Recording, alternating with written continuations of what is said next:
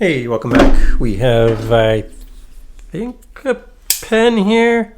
I'm actually not sure. Let's see what we got here. Can't remember exactly what this might be, but we will find out.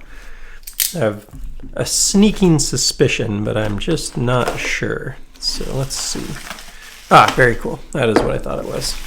So I had sold off a couple of my V3 pens. I think one of these was from me, at least.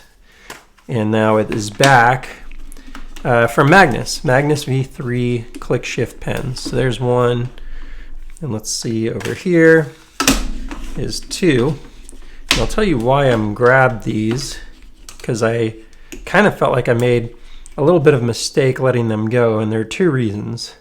One is I've learned a little bit about the compatibility of the Magnus pens with other pens. This one looks a little dirty. Let me grab a rag real quick. 1 second. And just like that, movie magic. By the way, if you're not using rubbing alcohol for cleaning your pens, I highly recommend that, especially on these just like a titanium pen like this. That is just my go-to for everything, really, for especially like non-stainless knives and stuff. Just a lot of materials that you don't necessarily want to use water to clean. This also has, health benefits of potentially getting rid of potential germs and stuff. So yeah, rubbing alcohol, not going to rust things, and highly recommend you using that for keeping things clean. So sorry, got a little something going on here, but what we're really trying to do by grabbing some of these old V3s, and I got them at just a killer price, given that you're now paying, pretty high prices on tariffs. You're paying about $200 for a pen like this, plus $60, maybe even $70 in shipping and tariffs right now. It's $270, right? $260, $270 for, this pen, more or less. Now check this out. And both of these, by the way, don't have, you can see they're probably not used, right?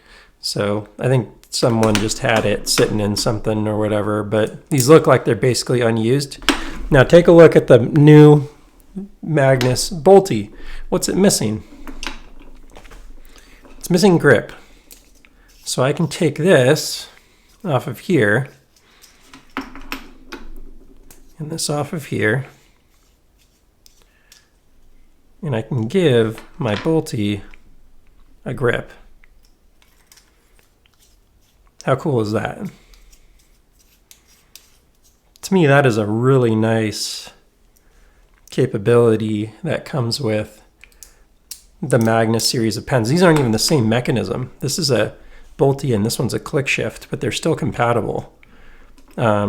And that is why I'm very interested in getting some of these older V3s that have the grip rings, so that you can now have that with a grip ring on it.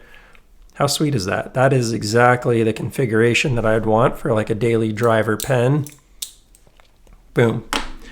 And same thing goes for whatever else I want to use it for. So this is why I'm picking up a few of these. I think I got these for $150 a piece on the secondary, which I don't understand. I don't know why people weren't grabbing these. I think that what I will say is the V4 mechanism is definitely a little better, but the V3 is very, very good. If you use it a little bit, it breaks in. And if you switch the spring, it becomes even, the pen just feels phenomenal. So it feels pretty darn good as it is. The Bolty is more sensitive to a spring swap than the ClickShift. The ClickShift doesn't really need the spring swap, but it does get a little lighter, a little smoother when you do it. And this one, as V3s go, feels a little grittier than this one did over here.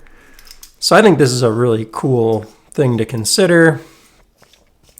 Now I've got, two complete pens,